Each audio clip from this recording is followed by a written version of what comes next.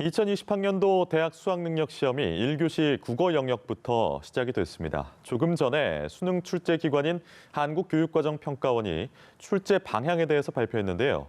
교육부에 취재기자 나가 있습니다. 신세롬 기자, 먼저 평가원이 발표한 수능시험 경향 정리해 주시죠. 네, 오전 8시 40분 1교시 국어 영역 시작 볼령이 울렸습니다. 이와 함께 이곳 교육부에서는 출제기관인 한국교육과정평가원의 출제 방향 발표가 이뤄졌습니다. 올해 수능 출제위원장은 신봉섭 서울대학교 교수입니다. 검토위원장은 춘천교육대학교 노경주 교수가 맡았습니다. 신봉섭 출제위원장은 2009 개정 고등학교 교육과정의 내용을 충실히 반영하려 노력했다고 밝혔습니다. 또 대학 교육에 필요한 수학 능력을 측정한다는 두 가지 원칙 하에 기본 방향이 설정됐다고 설명했습니다. 국어와 영어 영역은 다양한 소재의 지문과 자료를 활용하였고 그 외 영역은 개별 교과의 특성을 고려해 사고력 중심의 평가가 되도록 출제했다고 밝혔습니다. 필수인 한국사 영역은 역사에 대한 기본 소양 평가를 위해 핵심 내용 위주로 평이하게 출제했다는 설명입니다. 학생들의 과도한 수험 준비 부담을 완화하기 위해 예년과 같은 출제 기조를 유지하고자 했다는 설명인데요. EBS 연계 비율은 문항수를 기준으로 70% 수준입니다. 네, 교육부가 앞서서 일부 학교에 대한 정시 모집 비율 상향도 예고했지 않습니까?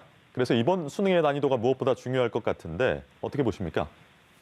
말씀하신 것처럼 올해 대학 수학 능력 시험은 공교롭게도 대입제도 개편안 발표를 앞두고 치러집니다. 그렇기 때문에 그 어느 수능보다 난이도에 대한 관심이 높은 상황입니다. 일단 수능 난이도는 평가원의 분석과 수험생들의 체감 난이도에 상당한 차이가 있어 왔습니다. 하지만 출제위원장은 고교 과정을 충실히 이수한 수험생이라면 문제를 해결할 수 있는 수준이라고 설명했습니다. 또 지난해 국어 31번 문항의 경우 평가원에서 정답률 예측의 실패를 인정하기도 했는데요. 신봉섭 출제위원장은 초고난도 문항이 많이 얘기됐다며 당연히 그와 같은 초고난도 문항은 없다고 답했습니다. 또 검토위원회 입소를 앞당기는 등 정답률 예측을 높이기 위해 최선의 노력을 기울였다는 설명입니다. 앞서 두 차례 시행된 모의평가를 바탕으로 예년의 기조를 유지한다는 평가원의 출제 기조는 매년 반복됩니다. 그럼에도 학생들의 체감 난이도는 매년 바뀌는 것이 사실인데요.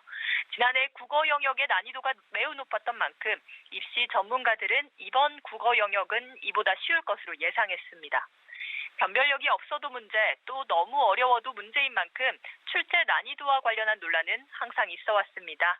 올해 역시 수능 시험이 모두 끝난 뒤 정확한 난이도 분석도 시작될 걸로 보입니다.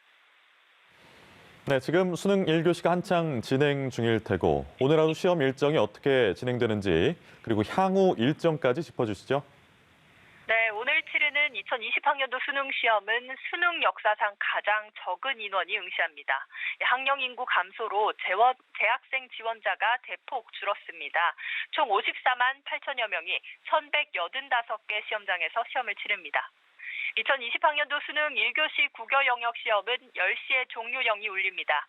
2교시는 수학, 3교시는 영어, 4교시는 필수인 한국사와 탐구, 5교시 제2외국어와 한문 순서로 진행됩니다. 5교시까지 시험을 치르는 학생을 기준으로 오후 5시 40분에 시험이 종료됩니다. 특히 영어와 한국사 영역은 절대평가로 치러지는데요. 한국사의 경우 필수 과목이라 응시하지 않으면 수능 전체가 무효 처리됩니다. 시험 편의 제공 대상자 중에도 중증 시각장애 수험생 올해 11명 있습니다. 이들 수험생에는 시험 시간이 1.7배 연장되는데요. 이들 수험생 중에 5교시 선택한 수험생이 없는 만큼 최장 오후 8시 20분까지 시험이 진행됩니다. 이의 신청은 오는 18일까지 이뤄져 정답 확정이 25일 이뤄집니다. 이에 따른 수험생 성적 통지는 다음 달 4일 있을 예정입니다. 지금까지 정부 세종청사에서 전해드렸습니다.